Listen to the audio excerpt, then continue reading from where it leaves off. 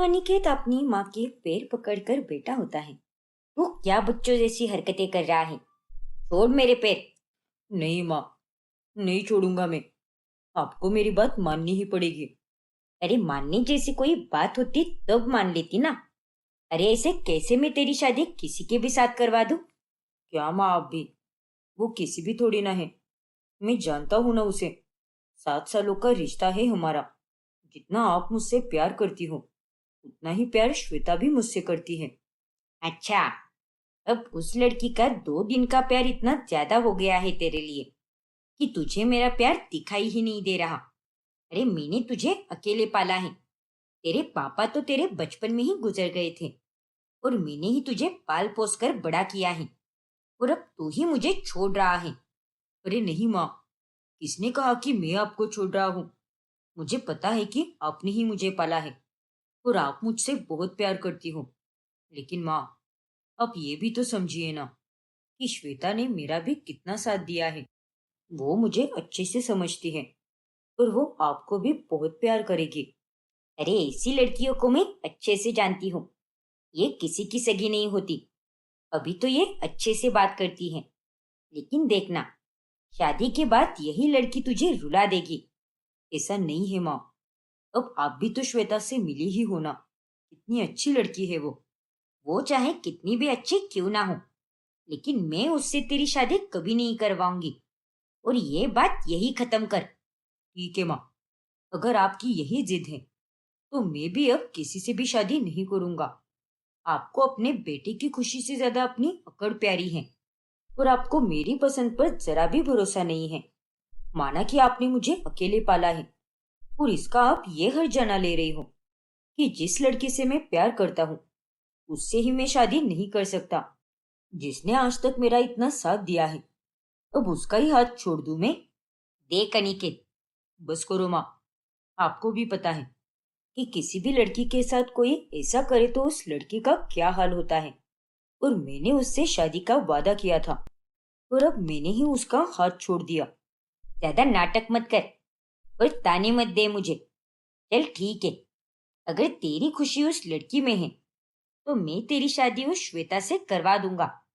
और आज के बाद ये मत बोलियो कि मुझे तुझसे ज्यादा अपनी अकड़ प्यारी है। क्या?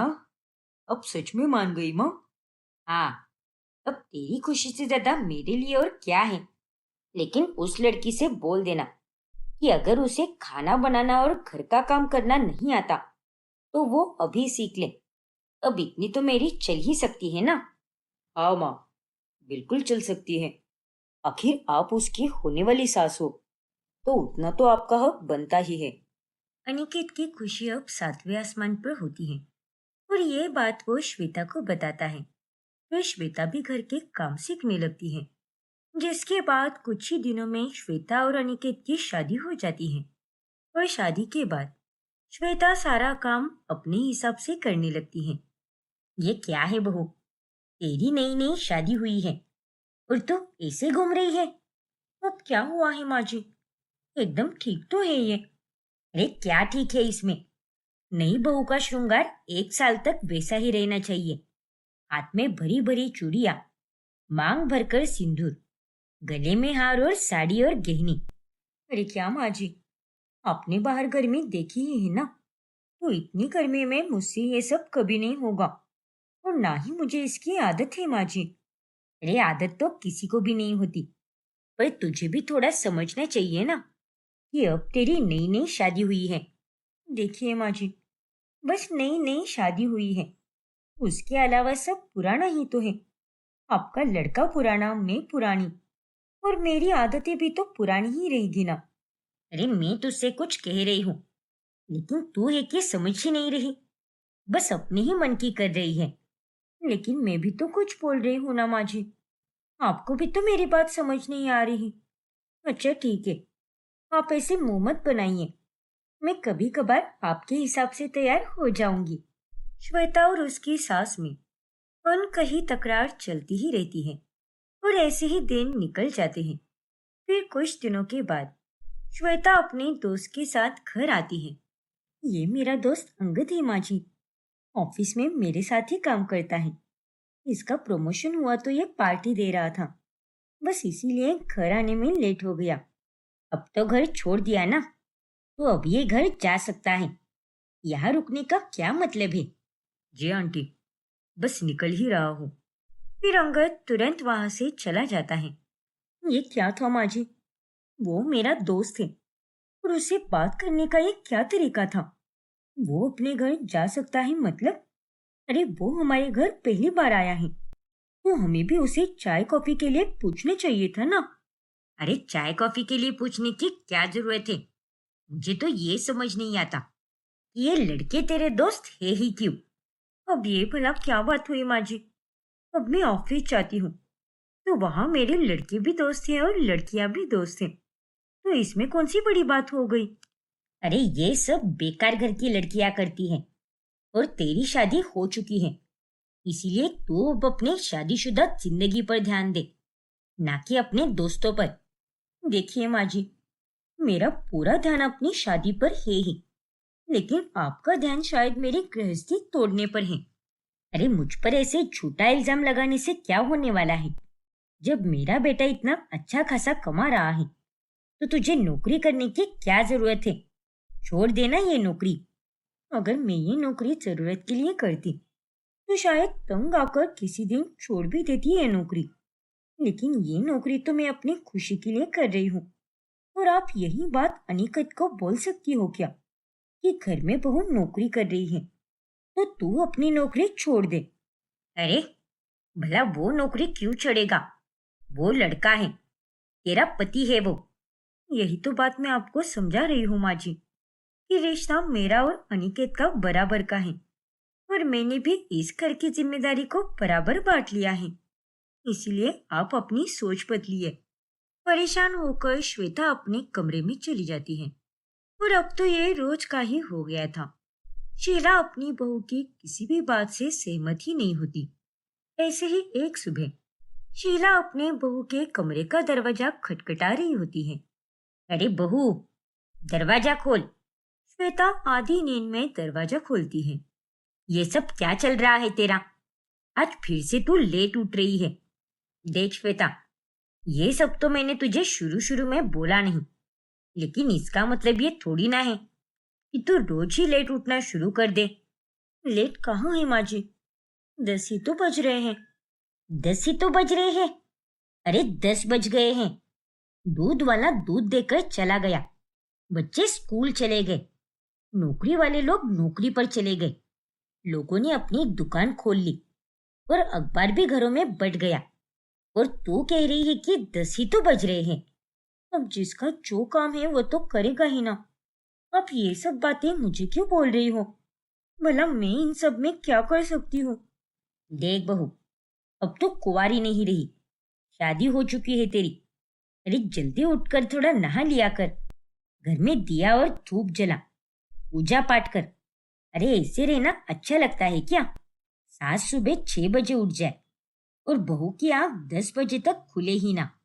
और अगर तू इतनी लेट उठेगी तो नाश्ता कब करेंगे हम? अरे क्या माँ जी आप भी, मैं रोज 7 बजे उठकर सब काम कर देती हूँ। बस 2 दिन ही तो लेट उठी हूँ और उसमें भी आप मुझे इतना सुना रही हो। और यही 2 दिन तेरी आदत बिगाड़ रहे हैं।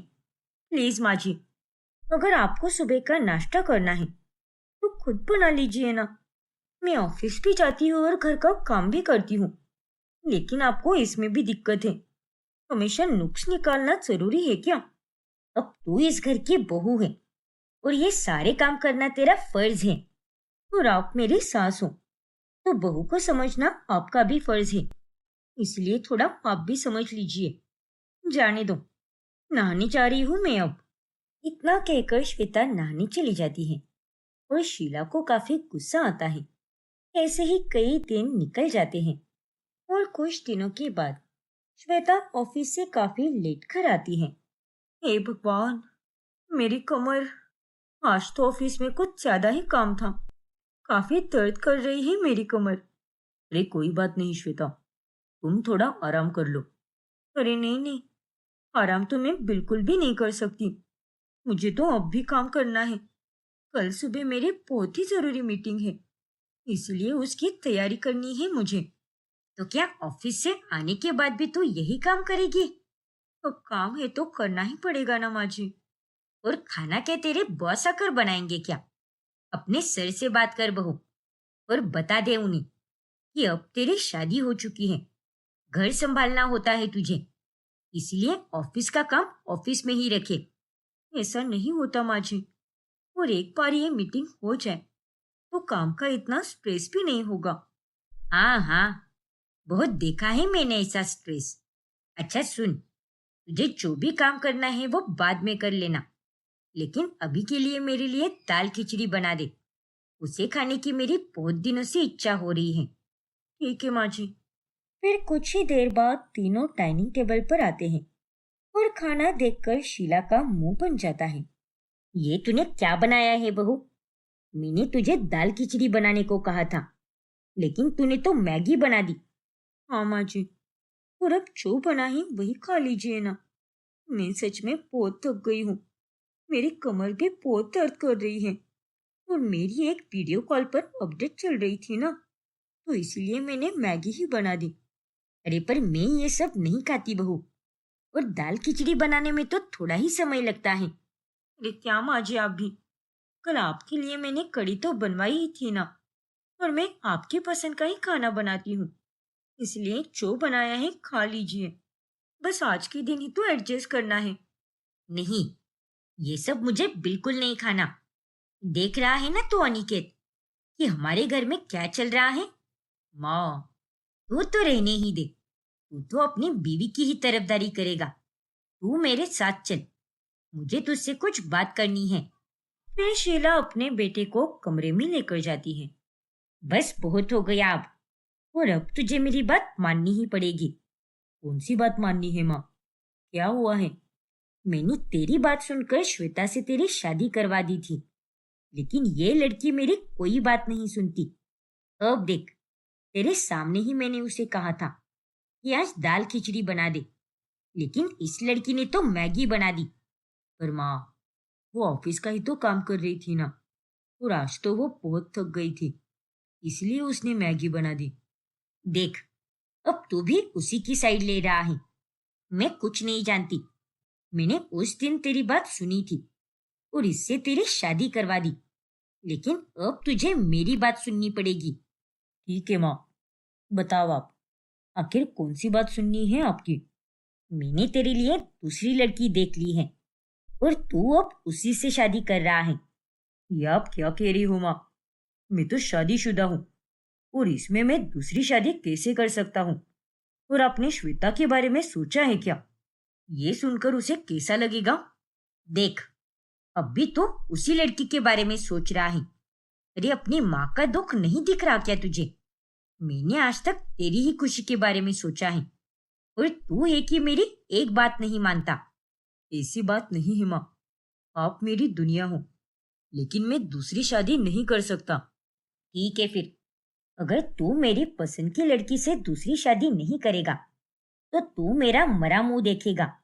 मैं आज अभी से अन्न और जल का त्याग करती हूँ।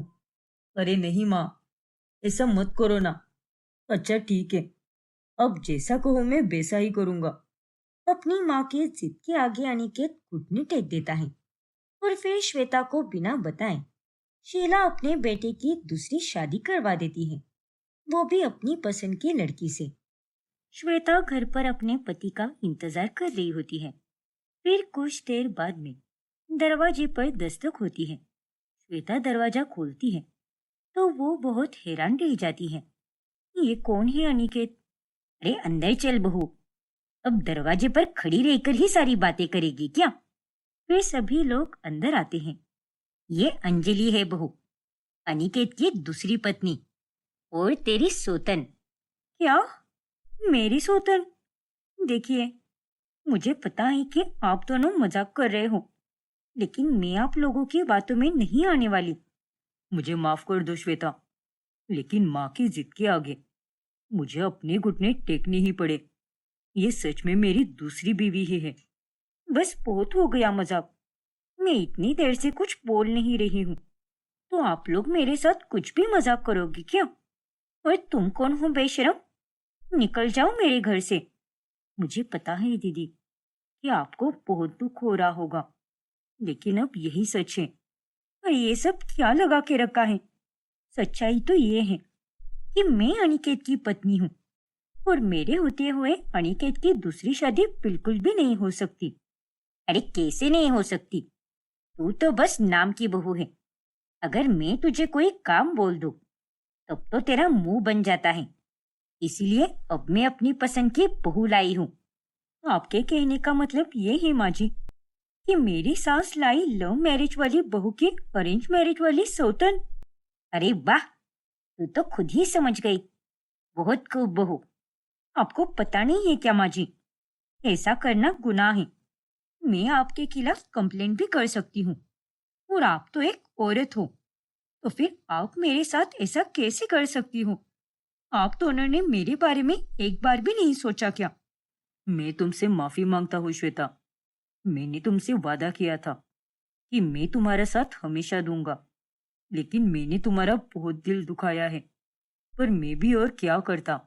माँ ने मेरी खुशी के लिए तुमसे शादी करने के लिए हाँ कहा था, लेकिन अब माँ खुश नहीं थी, इसलिए मुझे उनकी बात माननी ही पड़ी। पर सच तो ये है कि मैं अब भी तुमसे ही प्यार करता हूँ। लेकिन ये कैसा प्यार है अनिकेत? तुम्हें माँ जी को समझाना चाहिए था, लेकिन नहीं। तुमने तो उनकी बात मानकर दूसरी लड़की से शादी भी कर ली। प्लीज मुझे माफ कर दो ना। तुम अब मेरी पहली पत्नी हो और मैं तुम्हें कभी किसी चीज की कोई कमी नहीं होने दूंगा। अपने प्यार के आगे श्वेता कुछ भी नहीं कह पाती। अब ऐसे ही एक छत के नीचे दोनों बहुएं और बाकी सब रहने लगते हैं। फिर कुछ दिनों के बाद अंजलि खाना लेकर अनिकेत के कमरे में जाती है। ये देखो अनिकेत, मैंने तुम्हारी पसंद का खाना बनाया है। ये सब तुम्हें बहुत पसंद है ना? हाँ पसंद तो है। And thank you so much जो तुमने मेरे लिए इतना सोचा। लेकिन अंजलि और अनिकेत बात कर ही रहे होते हैं कि तभी वहां पर श्वेता आ जाती है। अरे अंजलि, तुम यहाँ पर क्या कर रही हो? वो आज मैंने अनिकेत की पसंद का सब खाना बनाया है, तो बस उनके लिए यही कमरे में ही लेकर आ गई। पर आप इतनी तैयार क्यों हो रखी हो? कहीं बाहर जा रही हो क्या आप? सिर्फ मैं नहीं, हम दोनों भी बाहर जा रहे हैं। वो क्या है ना, आज मैंने और अनिकेत ने डिनर का प्लान बनाया है। और ये क्या, मैंने इतने प्यार से खाना बनाया है। अगर आप दोनों का बाहर डिनर करने का प्लान था, तो आप मुझे पहले ही बता देते ना। मैं क्या पागल हो क्या जो मैंने इतनी मेहनत से खाना बनाया? ये तो हम भी कह सकते हैं ना कि तुम पूछ के भी खाना बना सकती थी। अरे हमारा ये प्लान 2 हफ्तों से बना हुआ है।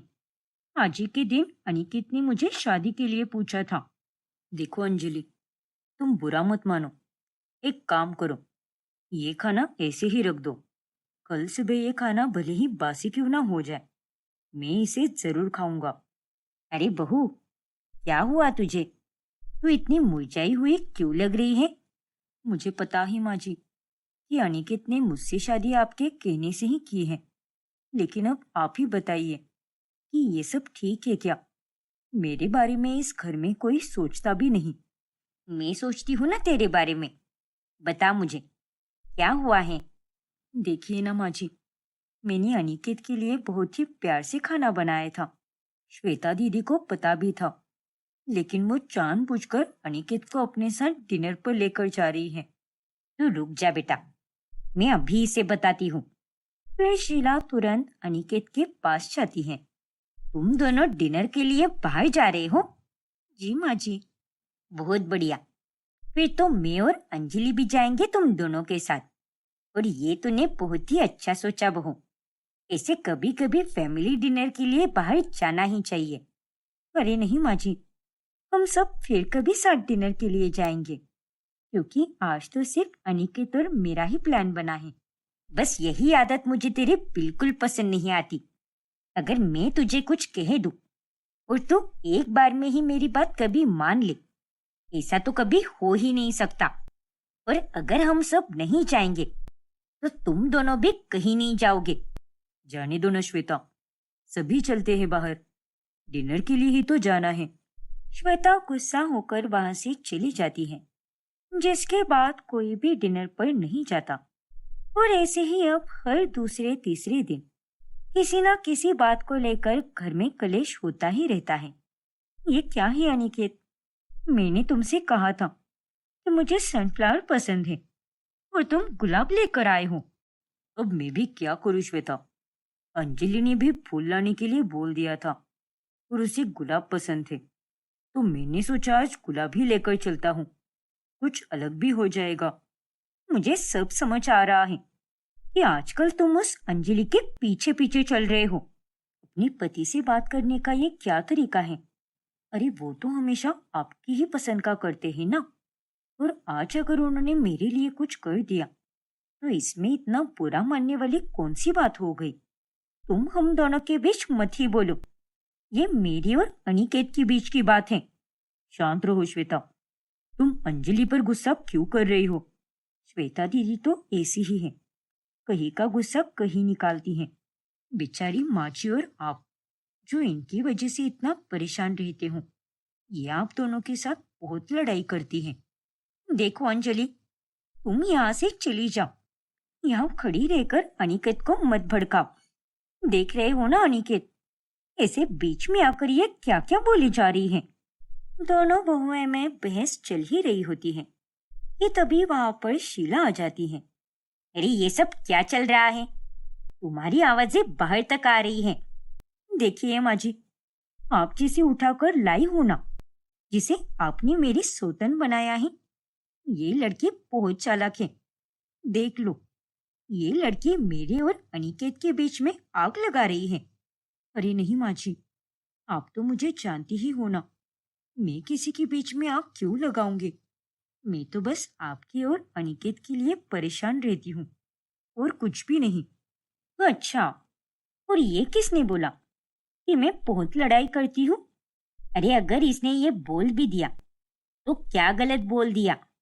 सच ही तो कह रही है। आज तक तूने कभी किसी के साथ प्यार से बात की है क्या? देखिए माँ जी, मुझे यहाँ पर कोई पसंद करे या ना करे, लेकिन मैं तो आप सबको बस खुशी देखना चाहती हूँ। श्वेता दीदी तो मेरी बड़ी बहन की जैसी है। देख रहे हो ना अनिकेत, इस लड़की के तेवर कैसे बदल गए। अरे अब बस भी करो श्वेता, एक तो तुम हर किसी के साथ लड़ती रहती हो, तो ऐसे में तुम्हारी बात कौन ही सुनेगा। सभी वहां से चले जाते हैं और इसी तरह अंजलि की बात हर कोई सुनने लगता है। अंजलि को भी अब श्वेता की तरह घर में पूरा सम्मान मिलने लगता है और अनिकेत को भी अंजलि से अब कोई शिकायत नहीं रहती। बस इसी तरह हर कोई मेरे इशारे पर चले। फिर कुछ दिनों के बाद इन सबको तो रोड पर ही चलना है। फिर करते रहे ये सास बहू की नौटंकी। मुझे उससे क्या? मैं जिस काम के लिए यहाँ पर आई थी वो तो धीरे धीरे हो ही रहा है। फिर कुछ ही दिनों बाद शीला के सर में काफी दर्द हो रहा होता है। हाय रे मेरा सर, दर्द से एकदम फटा जा रहा है। ये खाना खा लीजिए माँ जी, और मैं आपके लिए दवाई भी लाई हूँ। खाना खाकर दवाई खा लो, फिर उसके बाद मैं आपका सर दबा देती हूँ। अरे नहीं बहू, दवाई मैं पहले ही खा चुकी हूँ, लेकिन मुझे आराम ही नहीं मिल रहा। लेकिन माँ जी, आपने इसे कौन सी दवाई खा ली थी? ये दवाई मैं डॉक्टर से पूछ कर लाई हूँ। इसे खाकर देखिए, थोड़ी ही देर में आपको आराम मिलेगा। श्वेता अपनी सास की काफी सेवा करती है और अगली सुबह शीला की तबीयत ठीक हो जाती है। मैं श्वेता को काफी गलत समझती रही। वो तो बस जबान की कड़वी है, लेकिन उसका दिल तो बहुत साफ है। कल मेरा सर दर्द हो रहा था, हल्का सा बुखार भी था, लेकिन श्वेता बहू मेरे पास ही रही, मेरी सेवा करती रही। वैसे अंजलि को तो अपने मायके जाना पड़ा, वरना आज अगर वो घर पर होती तो वो भी मेरी सेवा करती। शीला के मन में अब श्वेता के लिए जो खटास थी वो धीरे धीरे कम होने लगती है। फिर कुछ ही दिनों के बाद श्वेता का एक दोस्त आता है। नमस्ते आंटी। वो क्या है ना, श्वेता ने जॉब छोड़ दी तो बस उसका सामान देने आया था। क्या? बहू ने जॉब छोड़ दी? लेकिन उसने तो मुझे इस बारे में कुछ भी नहीं बताया। अब वो सब तो मुझे नहीं पता आंटी। ये रहा श्वेता का सामान, आप उसे दे दीजिएगा। पंकज सामान देकर वहां से चला जाता है। अरे माँ जी, वो लड़का कौन था? वो तो बहू का दोस्त था, उसका कुछ सामान देने आया था। क्या माँ जी, दीदी के लड़के दोस्त थे? अरे अब तो वो शादीशुदा है ना, तो ये सब थोड़ी ना अच्छा लगता है। हाँ बहू, ये बात तो मुझे भी समझ आती है, लेकिन अब अगर मैं श्वेता को समझाने जाऊंगी ना, तो उसका मुंह बन जाएगा। वैसे माँ जी, कहना तो नहीं चाहिए, पर दीदी आपके परिवार के लिए बिल्कुल भी ठीक नहीं है। मतलब आप सब उनकी वजह से कितने परेशान रहते हो, ये तो मुझे भी पता है, पर तभी तो मैंने तुझे पसंद किया है। शीला अब अंजलि की सारी बातों पर विश्वास करती है। फिर कुछ ही दिनों के बाद अंजलि की माँ कुसुम आती है।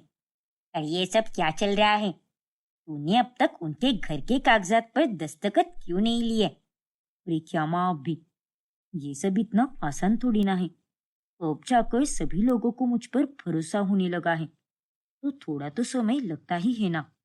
अरे हमारे पास ज्यादा समय नहीं है। पिछले घर में जो कांड किया था, उसकी वजह से पुलिस को हमारी तलाश है। क्या? ये तो हमारे लिए काफी बड़ी प्रॉब्लम हो सकती है। मुझे जल्द ही कुछ करना पड़ेगा। हाँ हाँ, जल्दी कर, यही बात मैं तुझे बताने आई हूँ यहाँ पर। तभी अंजलि के कमरे में अनिकेत, शीला और श्वेता आती हैं। अरे, आप सब यहाँ पर? क्या हुआ? कोई काम है क्या? काम नहीं, अब काम तमाम हो चुका है तुम्हारा।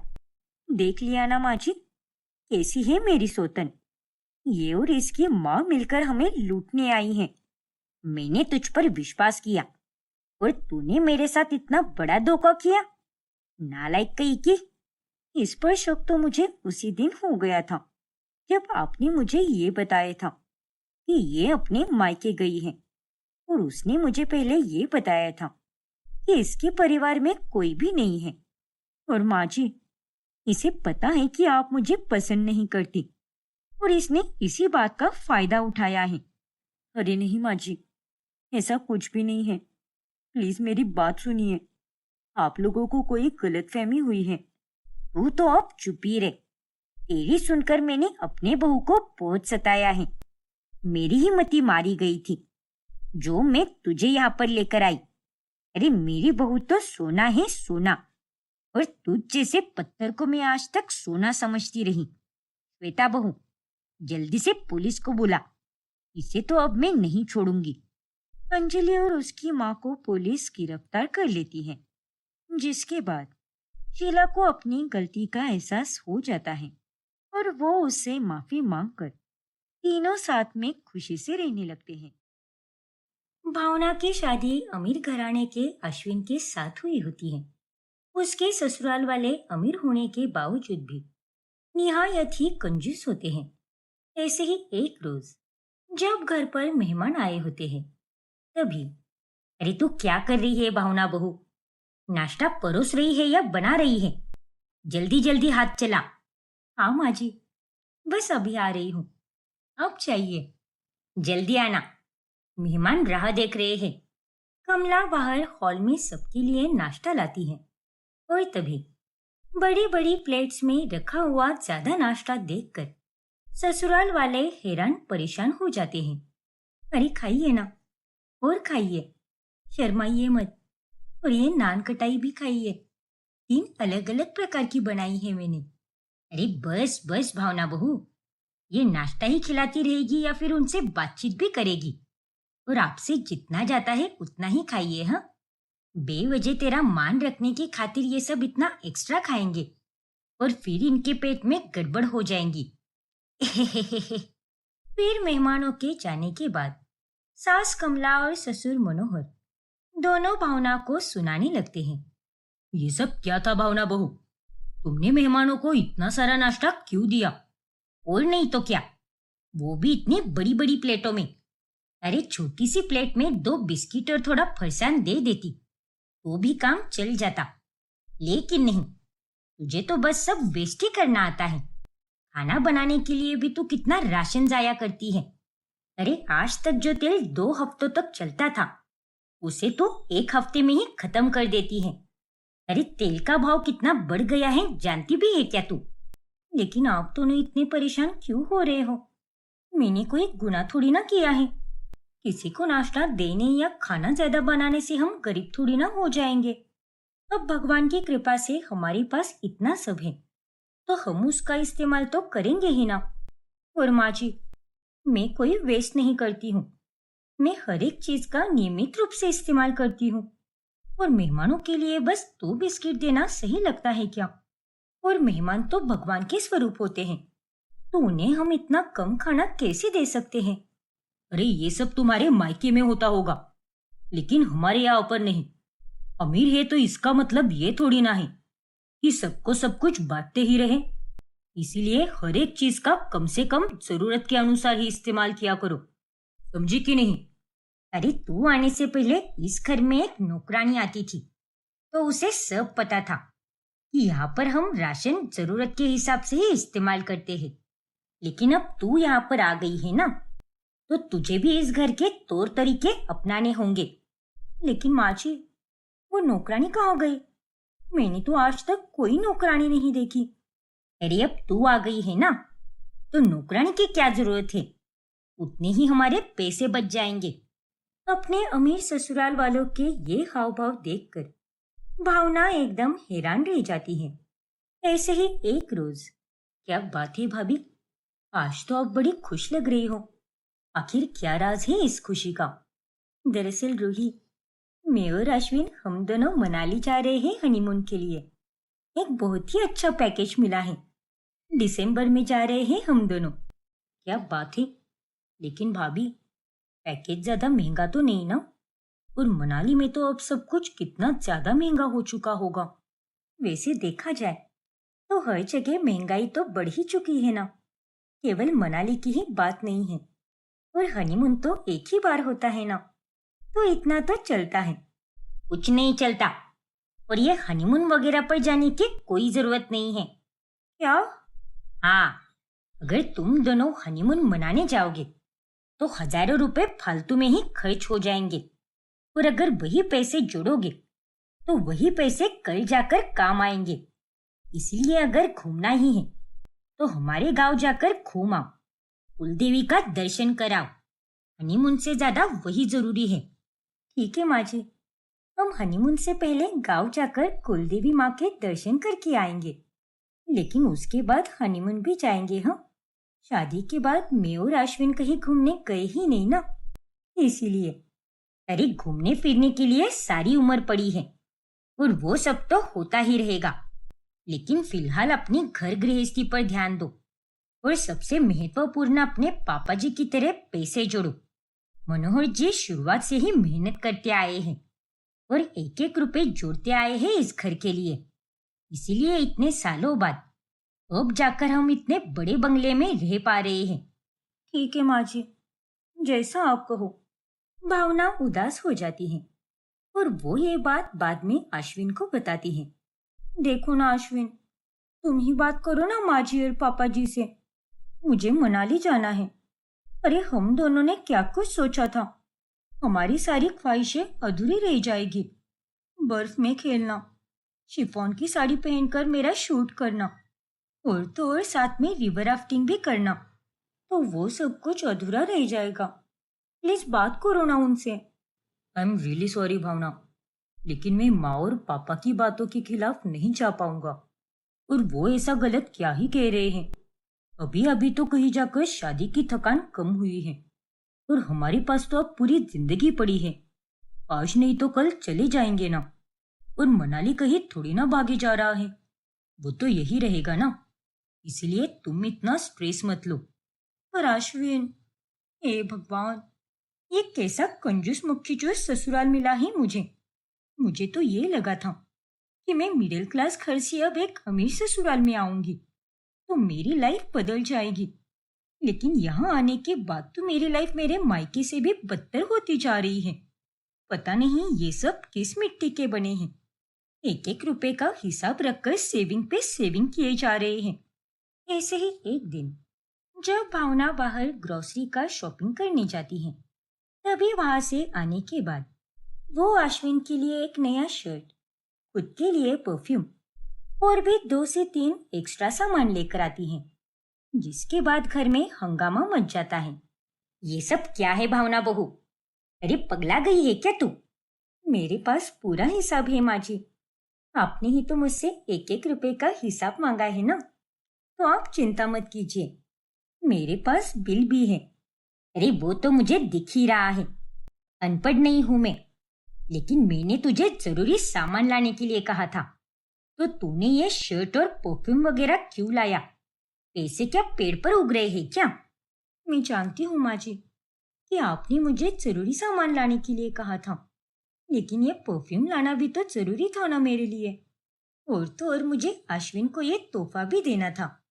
वो आज हमारी शादी को पूरा 1 महीना हुआ है ना, तो उस हिसाब से आज हमारी 1 मंथ एनिवर्सरी है। अरे काय की एनिवर्सरी? उसके पास ढेर सारे शर्ट पैंट पहले से ही पड़े हैं, और तुझे ये परफ्यूम लगाकर किसे महकाना है? घर पर तो पहले से ही 2 से 3 परफ्यूम के डब्बे पड़े हैं, तो वही इस्तेमाल करना। देख बहू, आज तो तूने ये फालतू का खर्चा कर दिया है, लेकिन आइंदा से ऐसे फालतू के खर्चे बिल्कुल मत करना। अब जाकर ये सारा एक्स्ट्रा का सामान लौटा करा। क्या? लेकिन माँ जी, अब मैं ये सारा सामान वापस कैसे दूँ? वापस कैसे दूँ मतलब? अरे जैसे लाई है वैसे ही वापस देना। ये कैसा सवाल पूछ रही है तू, बेवकूफ कहीं की? पर माँ जी, जितना कहा है उतना हो जाना चाहिए, और अब मैं आराम करने जा रही हूँ, क्योंकि आज के लिए तूने मुझे पहले से ही काफी सरदर्द दे दिया है। हे भगवान, ये कैसी औरत है? भावना बहुत गुस्सा हो जाती है और गुस्से में वो सारा सामान वापस देकर आती है। हैप्पी 1 मंथ एनिवर्सरी भावना, ये देखो, मैंने तुम्हारे लिए ये चॉकलेट लाई है। Thank you Ashwin. अरे क्या हुआ बेबी, ये रूखा सूखा थैंक यू क्यों? आज के दिन तो तुम्हें खुश होना चाहिए ना, फिर तुम इस तरह से उदास क्यों बैठी हो? अरे ऐसे भीगी बिल्ली पति से शादी करके मैं फंस गई हूँ, और ऐसे कंजूस ससुराल वालों को पाकर भी। आज मैंने तुम्हारे लिए नया शर्ट लाया था, खुद के लिए परफ्यूम भी लाया, और तो और मैंने ऐसी 2 से 3 एक्स्ट्रा की चीजें भी लाई थी, लेकिन माँ जी ने मुझे बहुत डांटा और सारा सामान वापस करके आने के लिए कहा। लेकिन तुमसे कहकर भी कोई फायदा नहीं, तुम भी उन्हीं की तरह ही हो। कुछ अच्छा खासा लाने की जगह पर तुम तो मेरे लिए बस ये 50 रुपए की चॉकलेट लेकर आए हो। अरे क्या फायदा इतनी अमीर व्यापारी होने का?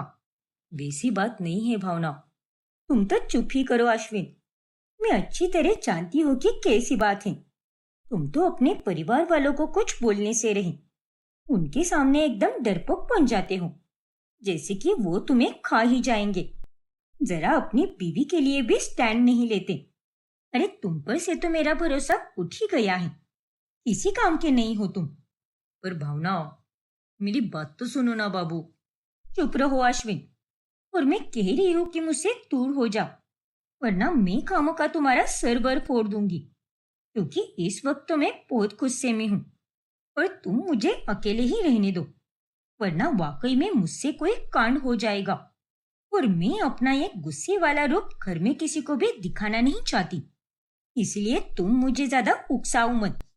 फिर जब भावना अपनी माँ सविता से फोन पर बात करती है, तभी वो उन्हें सब झूठ ही बोलती है। हाँ माँ, अब मैं आपको क्या ही बताऊं, यहाँ पर तो सब कुछ एकदम अलग है। मेरे हाथों के नीचे नौकर हैं, और तो और अगले महीने में अश्विन और मैं हनीमून पर जाने वाले हैं। वो भी मनाली जा रहे हैं हम दोनों, और उसके लिए अश्विन ने हवाई जहाज की टिकट भी बुक की है। चलो अच्छी बात है बेटा, तुझे अपने अमीर ससुराल में इतना खुश देखकर मुझे भी बहुत खुशी हो रही है। एक माँ को और क्या ही चाहिए, बस अपनी संतान खुश रहे, इतना ही तो चाहती है वो। लेकिन बेटा, सच में तुझे वहां पर कोई दिक्कत तो नहीं हो रही ना? तेरी सास मीठी जरूर है, लेकिन वो थोड़ी खट्टी भी है। मैंने शादी के पहले ही उनके स्वभाव को समझ लिया था। कहीं वो तेरे साथ बुरा बर्ताव तो नहीं करती ना? ओफो माँ, क्या आप भी इतना टेंशन लेती हो? मेरी सास तो बहुत अच्छी है। बिल्कुल आप ही की तरह वो मुझसे प्यार करती है, मेरी परवाह करती है वो। इसलिए आप टेंशन फ्री रहिए और बेवजह टेंशन लेकर अपना बीपी हाई मत कीजिए आप। ठीक है बेटा, अगर तू कह रही है तो ऐसा ही होगा। सॉरी माँ, अगर मैंने आपको सारा सच बता दिया कि मेरे ससुराल वालों के खाने की दात अलग और दिखाने की दात अलग है, तो आप और पापा बहुत चिंता करोगे और उससे अच्छा तो झूठ बोलना ही सही है मेरे लिए। ऐसे ही एक रोज जब कमला हिसाब किताब करने बैठती है, तभी अरे ये क्या, ये इस्त्री वाले का हिसाब इतना बढ़ कैसे गया? हर महीने तो लगभग उतने ही कपड़े जाते हैं ना यहाँ से, तो फिर इस बार इतने पैसे कैसे हो गए? आखिर क्या बात है? क्योंकि उन्होंने 2 रुपए बढ़ा दिए हैं हर कपड़ों पर। क्या? उसने पूरे 2 रुपए बढ़ा दिए? हाँ माँ जी, लेकिन उसने तो सिर्फ 2 रुपए ही बढ़ाए हैं। लेकिन आप तो ऐसे हैरान हो रही हो जैसे कि उसने पूरे 200 रुपए बढ़ाए हो। मेरे लिए तो वो 2 रुपए भी 200 रुपए के बराबर ही है। नहीं नहीं, इतना बड़ा उतार चढ़ाव नहीं चलेगा। इससे अच्छा तो घर पर तू ही कपड़े इस्त्री कर दे। बाहर इस्त्री वाले को कपड़े देना बंद कर दे अब से। लेकिन माँ जी, मेरे पास तो पहले से ही ढेर सारे काम रहते हैं, तो उसके बीच में ये सबके कपड़े इस्त्री करना, नहीं नहीं, ये सब मैं कैसे कर पाऊंगी माँ जी? अरे बहू है तू इस घर की, तो ये सब तो तुझे ही करना होगा ना। अरे क्या माँ जी, आप भी इतना पैसा जोड़कर कौन सा ताजमहल बांधने वाले हो आप? जीवन में 2 पल की खुशियां भी कोई चीज होती हैं। अगर ऐसे ही पैसे जोड़ती रहोगी तो जीवन कब जियोगी आप? तू ज्यादा ज्ञान मत दे मुझे। आज हम ऐसे ही इतने आराम से खा पी नहीं पा रहे, कई सालों से इतने पैसे बचाए हैं, तभी इतना बड़ा घर है हमारा। कहाँ आराम से खा पी रहे हैं? आप सब अपनी इच्छाओं को मारकर जी रहे हो। अरे आप सबके दिल में भी ढेर सारी इच्छाएं हैं, लेकिन आप सब उन्हें दबाते आए हो ताकि 2 पैसों की बचत हो सके। आप सबको लगता है कि फिर कभी वो सब कर लोगे जो आपका दिल चाहता है, पर आपको क्या पता माँ जी कि भविष्य में आप वो सब करने के लिए जिंदा रह भी पाओगी या नहीं। कल किसने देखा है माँ जी? अच्छा, तो इसका मतलब तू मेरे मरने की राह देख रही है? अरे नहीं माँ जी, ये आप कैसी बातें कर रही हो? मैं भला आपके मरने की राह क्यों देखूं? तो ज्यादा ज्ञान मत दे मुझे। मुझे और हम सबको अच्छी तरह से पता है कि हम लोग क्या कर रहे हैं और किस लिए कर रहे हैं। इसलिए तू अपनी सोच अपने पास ही रख। ऐसे ही एक दिन अचानक से भावना के ससुराल में उसकी 2 सहेलियां आती हैं और तभी, हे भगवान, अरे ये क्या है बहू, ये एसी को अभी तक ऑन क्यों रखा है तूने? पूरे घर को हिमाचल की वादियां बनाना है क्या तुझे? अब हो तो गया ना इतना ठंडा, या फिर तुझे सबको बर्फ की तरह जमाना है? अरे अब बंद भी कर दे इसे, फालतू में बिजली का बिल बढ़ा रही है तू। और भावना बहू, ज्यादा शो ऑफ मत करो, थोड़ा बहुत ही नाश्ता देना इन्हें और सोफे पर जरा ठीक से बैठने के लिए कहो इन्हें। कल ही नए कवर चढ़ाए हैं इन पर। उन दोनों की ये बातें भावना की सहेलियां सुन लेती हैं। पर ये सब क्या है भावना, मैंने तो सोचा कि तेरे ससुराल वाले अमीर लोग हैं तो वो एकदम क्लासी होंगे, लेकिन ये लोग तो एकदम कंजूस निकले यार। और नहीं तो क्या, अरे हम क्या यहाँ पर खाने आए हैं क्या, या फिर तेरे सोफे पर कूदने आए हैं जो वो लोग इस तरह से बात कर रहे हैं? और नहीं तो क्या, जाने दे। अरे हम तो यहाँ तुझसे मिलने आए थे, लेकिन अब से हम तेरे घर में कदम भी नहीं रखेंगे। ये लोग तो हमें कितने गए गुजरे समझते हैं। उन दोनों की ये बातें सुनकर भावना को बहुत शर्मिंदगी महसूस होती है और उसे अपने सास ससुर पर बहुत गुस्सा आता है। इन दोनों ने सही नहीं किया, क्योंकि अब बात मेरी इज्जत पर आ चुकी है। इसलिए मैं इन सबको सबक सिखा कर ही रहूंगी। इन सबका कंजूसी का बुखार ऐसे उतरवाऊंगी ना कि ये लोग तो देखते ही रह जाएंगे। अब भावना अपने स्वभाव में जानबूझकर बदलाव लाने का नाटक करती है। ऐसे ही एक रोज, अरे ओ भावना, नींद खुली नहीं क्या तेरी अभी तक? नहीं तो माँ जी, मेरी नींद तो पूरी तरह खुल चुकी है। लेकिन आप ऐसा क्यों पूछ रही हो? तो फिर तूने सबको दो दो रोटियां देने की जगह पर केवल एक एक रोटियां ही क्यों दी है? अरे इससे हमारा पेट कैसे भरेगा? अच्छा वो क्या है ना माँ जी, मैंने तो जानबूझकर ही सबको केवल एक ही रोटी दी है, क्योंकि मुझे आप सबकी और इस घर के भविष्य की बहुत चिंता है। तो वैसा बर्ताव तो मैंने आपसे ही सीखा है माँ जी। क्या मतलब? ये कैसी बकवास कर रही हो बहू? अब आप सभी तो कहते हो ना कि जितना हो सके हमें उतनी बचत करनी चाहिए, ताकि वो बचे हुए पैसे हमारे उज्जवल भविष्य के लिए जोड़े जा सके। क्यों? हाँ पापा जी, अब देखिए, पहले आप सब लोग दो दो रोटियां खाते थे, तो अब उतने ही राशन के पैसे बचाकर आप सब लोग एक ही रोटी खाइए। अब एक रोटी तो जीने के लिए काफी होती है ना। और रही बात शाम की, तो उस टाइम में सलाद बना दिया करूंगी। इससे गैस और पैसे दोनों की बचत हो जाएगी। तो बताओ, कैसी लगी मेरी बचत योजना? अरे जिन चीजों में तुझे वाकई में बचत करनी चाहिए, उसमें तो तू पानी की तरह पैसे बहाती है। और अब तेरी अकल ठिकाने आ रही है। अरे खान पान में इतनी कंजूसी कौन करता है भला? ये आप कैसी बातें कर रही हो माँ जी? वो आप ही थी ना जो मेहमानों को छोटी प्लेट में नाश्ता देने के लिए कहती थी। तो आप खुद भी तो कम ही खाया करो ना। लेकिन भावना, हम खाना कैसे कम कर सकते हैं? तुम पहले ये देखो कि ये तुम कैसी बेतुकी बातें कर रही हो। देखो अश्विन, ये बातें मैं कोई नशे वशे में नहीं कह रही हूँ, पूरे होश में कह रही हूँ। और तुम्हें तो सबसे कम खाना देना चाहिए। मेरे हाथ का मस्त मस्त बना खाना खाकर तुम तो बस फैलते ही जा रहे हो। अब यही एकमात्र उपाय है, इसी के जरिए तुम फिट और हेल्दी हो जाओगे और तुम्हारा ये मोटापा भी चला जाएगा। भावना के इस फैसले के कारण घर के सभी लोग हैरान हो जाते हैं। ऐसे ही एक दोपहर के समय, जब मनोहर और कमला दोनों टीवी देख रहे होते हैं, तभी, अरे वाह, आज का ये एपिसोड देखकर तो मजा ही आ गया। अरे अब तक तो 50 बार वाह वाह बोल चुके हूँ, जरा सुनने भी दो मुझे।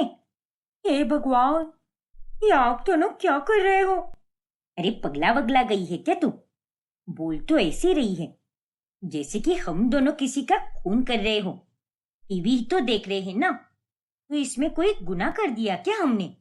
गुनाह ही तो किया है माँ जी। आप दोनों को डॉक्टर ने सख्त कहा है कि टीवी जरा कम से कम देखना। दोनों की आंखें बढ़ती उम्र के साथ कमजोर होती जा रही हैं। लेकिन नहीं, आप दोनों को आंखें खराब करवा कर हॉस्पिटल में पैसे खर्च कराने हैं। ना बाबा ना, मुझे तो एक जिम्मेदार बहू होने के नाते हॉस्पिटल और बिजली दोनों के बिल्स की बचत करनी होगी। इसीलिए आप दोनों टीवी नहीं देखेंगे और अब ये टीवी सीधे शाम में ही ऑन होगा। इतना बोलकर भावना टीवी का बटन बंद कर देती है। अरे ओ नासपीटी, ये तूने क्या किया? इतना अच्छा सीन चल रहा था, उतने में तूने आकर सारा मजाक किरकिरा कर दिया। नालायक कही की। और भावना बहू, हमने अभी आधे घंटे पहले ही तो टीवी ऑन किया है, तो उतने में ही हमारी आंखें खराब कैसे हो जाएगी? इसलिए प्लीज वापस टीवी ऑन कर दो। नहीं पापा जी, माफ कीजिए मुझे, लेकिन मुझे आप दोनों की बहुत चिंता होती है। और हाँ, आप दोनों भी बच्चों की तरह जिद मत कीजिए और चुपचाप जाकर आराम कीजिए। ये टीवी अब ऑन नहीं होगा मतलब नहीं होगा, फिर चाहे कुछ भी हो जाए। क्या?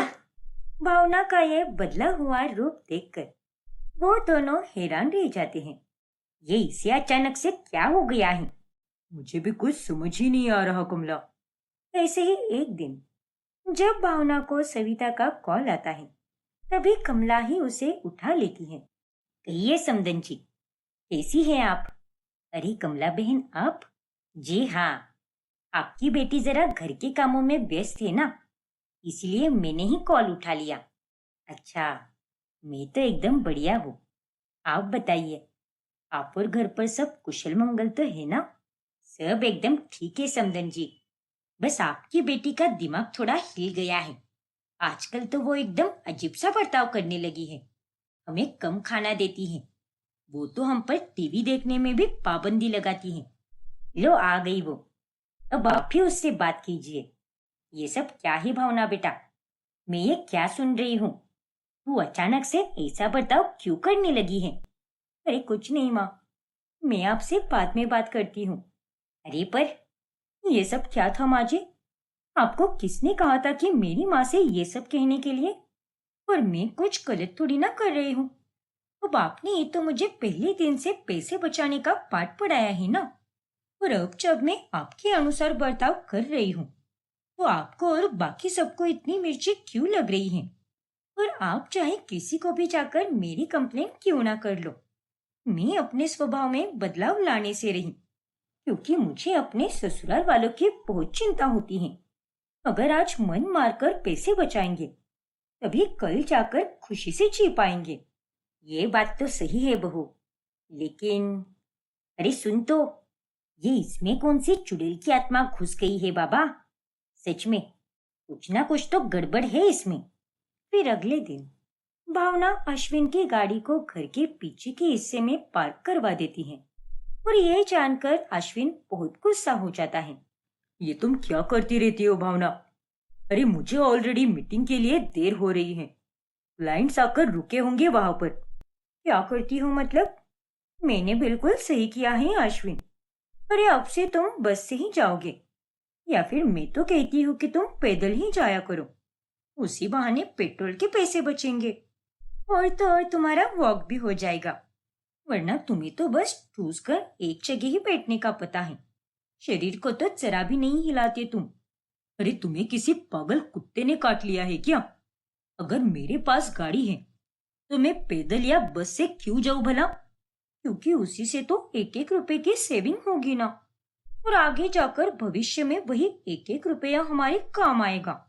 और अब मैं तुम्हारी गाड़ी घर के पिछले हिस्से से नहीं निकलवाऊंगी, इसलिए तुम अब अपना देख लो। बाय। क्यों?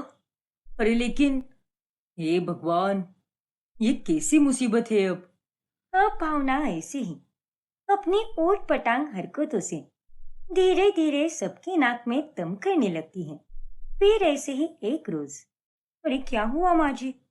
आप इतनी चिंता में क्यों बैठी हो? वो हमारे दूर के रिश्तेदार है ना, जो गांव में रहते थे, उनका देहांत हो गया है। अरे रे, चलो शुक्र है, किसी को तो मुक्ति मिल गई इस दुनिया से। तो अब आपको गांव जाना होगा ना माँ? हाँ बेटा, जाना तो पड़ेगा ही ना। अब रिश्तेदार जो ठहरे। ठीक है माँ, मैं भी चलूंगी आपके साथ। अरे क्या रूही तुम भी, तुम्हें तो बस कोई मुफ्त में घुमाने के लिए लेकर जाए, बस उसी का इंतजार करती रहती हो तुम। और माँ जी, आप भी कहीं नहीं जा रही हो। अब वह तो परलोक सिधर गए, और जब तक आप वहां पर पहुंचोगी तब तक सब कुछ हो चुका होगा। अरे आपको तो उनका अंतिम दर्शन करने का मौका भी नहीं मिलेगा। इससे अच्छा तो आप यहीं पर बैठिए और आप उनका ऑनलाइन अंतिम दर्शन कीजिए। ये तुम क्या कह रही हो बहू? मेरा गांव इतना भी दूर नहीं है। मैं वहां पर आराम से पहुंच जाऊंगी, लेकिन उसके लिए मुझे टैक्सी से जाना पड़ेगा। बाप रे, टैक्सी से? ना बाबा ना। माँ जी, आप तो हमेशा बस से ही गांव जाते हो ना, और टैक्सी से तो बहुत ज्यादा भाड़ा होगा। इसीलिए आप टैक्सी से बिल्कुल मत जाइए। मैं तो कहती हूँ कि आप यहीं पर रुकिए। बाहर ठंड भी बहुत पड़ रही है। कहीं उनका अंतिम दर्शन करने के चक्कर में आपके ऊपर की टिकट ना कट जाए। ये तो क्या बकवास कर रही है बहू? माफी चाहती हूँ माँ जी, लेकिन मैं तो बस आपकी फिक्र के चलते कह रही हूँ। इस तरह से भावना कमला का सिर खाती रहती है और वो उसे पैसों की बचत का पाठ पढ़ाते पढ़ाते आखिरकार गांव जाने से रोक ही लेती है। और अब घर के सभी लोग भावना के इस बर्ताव के कारण बहुत गुस्से में रहते हैं। ऐसे ही एक रोज, देखिए ना भाभी, ये कुर्ती तो मेरी बहुत फेवरेट कुर्ती है, लेकिन अब इसका रंग खराब हो चुका है, तो लगता है कि मुझे नए कपड़े खरीदने होंगे। अरे नहीं नहीं, नए कपड़े खरीदने की क्या जरूरत है भला? कितने पैसे बर्बाद हो जाएंगे तुम्हारे। हाँ, वो बात तो है भाभी। तो एक काम करो, आप इस कुर्ती को डाई कर दो, तो ये कुर्ती वापस पहले जैसी हो जाएगी और मैं इसे पहन भी पाऊंगी। लेकिन भाभी, मुझे ये सब करना नहीं आता। आपको आता है क्या? हाँ हाँ, क्यों नहीं आता, मुझे सब आता है। और तुम चिंता मत करो, तुम्हारी ये कुर्ती मैं बिल्कुल पहले जैसी करके दूंगी। फिर अगले दिन रूही देखती है कि भावना उसके उसी कुर्ती से पूरे घर में पोछा लगा रही है। और तभी, अरे नहीं, ये आप क्या कर रही हो भाभी? आपने ही तो कहा था ना कि आप मेरी कुर्ती को डाई करके देंगे, लेकिन आप तो इससे पोछा लगा रही हो। हाँ रूही, सोचा तो मैंने वही था, लेकिन जरा तुम भी सोचो, डाई करने में भी कितनी मेहनत लगती है और वेस्टेज भी कितना होता है। पानी उबालो, कलर लाओ, नमक मिलाओ, इन सारे झंझट से अच्छा तो यही है ना कि मैं इसे पोछे के तौर पर इस्तेमाल करूं और तुम सीधे अगले महीने ही कपड़े लेना, क्योंकि तब सेल लगी होगी ना। और तुम्हारे माँ पापा ही तो कहते हैं कि कपड़े हमेशा सेल लगने पर ही खरीदने चाहिए, उसी बहाने हमारे पैसों की बचत होती है। लेकिन भाभी, अगर आपको इसे डाई करना ही नहीं था तो आप मुझे ये कुर्ती वापस दे देती ना। तो इस कुर्ती से मेरी कितनी भावनाएं जुड़ी थी, लेकिन आपने तो सब चकनाचूर कर दिया। अरे, ऐसी बात नहीं है रूही, जरा मेरी बात तो सुनो। रूही गुस्सा होकर वहां से चली जाती है। ऐसे ही एक दिन मनोहर का एक्सीडेंट हो जाता है, जिसमें उसकी गाड़ी अच्छी होने के कारण उसकी जान बाल बाल बच जाती है। भगवान का लाख लाख शुक्र है कि आपको कुछ भी नहीं हुआ, वरना मैं आपके बिना आज क्या करती। रो मत कमला, मैं बिल्कुल सही सलामत हूँ। डॉक्टर ने कहा है माँ कि अब पापा को 1 महीना बेड रेस्ट करना है। उन्हें तो बस माइनर इंजरीज हुई हैं, जिन्हें ठीक होने में लगभग 2 हफ्तों का समय लगेगा। और पापा, मैंने आपको कितनी बार कहा है कि अगर आपको कहीं जाना हो तो मुझे बोल दिया करो, क्योंकि आपसे ठीक से ड्राइविंग होती ही नहीं है। लेकिन नहीं, आपका जब भी मन होता है आप तो बस चाबी लेकर निकल पड़ते हो। माफ करना बेटा, मुझे तेरी बात सुन लेनी चाहिए थी। वही तो। अच्छा छोड़ो वो सब, लेकिन हमारी गाड़ी का क्या? उसका कितना नुकसान हो गया और अब तो उसे ठीक कराने में ही लाखों रुपए चले जाएंगे। हे भगवान, कितना नुकसान हो गया हमारा। अरे तू पागल हो गई है क्या बहू? मनोहर जी की जान महत्वपूर्ण है या वो कार महत्वपूर्ण है? कार गई तो गई, लेकिन एक इंसान की जान बची वही जरूरी है। और तुझे हो क्या गया है? तेरे सामने तेरे पापा जी इस हालत में हैं, लेकिन तुझे तो बस कार की पड़ी है। अरे इतने दिनों से देख रही हूं मैं तुझे, इतने पागलों की तरह बर्ताव कर रही है तू। क्यों, अब समझ आया आपको इंसान की जान का मोल? मतलब आप ही सोचिए कि अगर आज पापा जी की जान को कुछ हो जाता तो आप क्या करती? उनकी ना जाने कितनी सारी ख्वाहिशें अधूरी की अधूरी रह जाती। हम सबके साथ घूमना, अपने नाती पोतों को देखना, अपने बिजनेस को बढ़ते हुए देखना, ना जाने उनका क्या कुछ नहीं छूट जाता। इसीलिए मैं कहती हूँ कि पैसों से बढ़कर वक्त है, इंसान है, हमारी छोटी छोटी खुशियां हैं। अगर हमारा कहीं जाने का मन करे तो हमें उसी वक्त चले जाना चाहिए, क्योंकि क्या पता ये पल फिर मिले या ना मिले। अगर हमें आज अच्छे कपड़े पहनने हैं तो वो हमें आज ही पहन लेने चाहिए, क्योंकि यही तो वो उम्र है जिसमें वो कपड़े खिल उठेंगे और वो हमें फिट भी होंगे। फिर बुढ़ापे में जाकर कहाँ वो मौका मिलेगा? एक एक रुपए का हिसाब किताब करते करते जिंदगी का एक एक कीमती पल आप लोग गवा दे रहे हो। भावना बिल्कुल सही कह रही है। आज मेरे साथ जो कुछ भी हुआ है, उसके बाद तो मुझे भी ये महसूस हुआ है कि आज अगर मैं मर जाता तो जीवन भर इतना पैसा कमाने का क्या फायदा होता। मैंने आज तक क्या ही जिंदगी जी है। अगर मैं ऐसे ही रूखे सूखे बिना कुछ के ही चला जाता तो हाँ पापा जी, मैं भी इतने दिनों से नाटक कर रही हूँ कंजूस बनने का, ताकि आप सबको सबक मिल सके। और आज मैं उसमें सफल हो चुकी हूँ। और मैं आप सबसे विनती करती हूँ कि प्लीज मेरी बात को मान जाइए।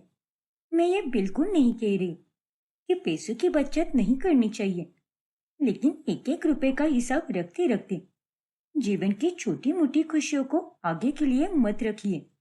यही तो वो समय होता है, तो उसे खुलकर जी लीजिए। क्या पता कल हो ना हो।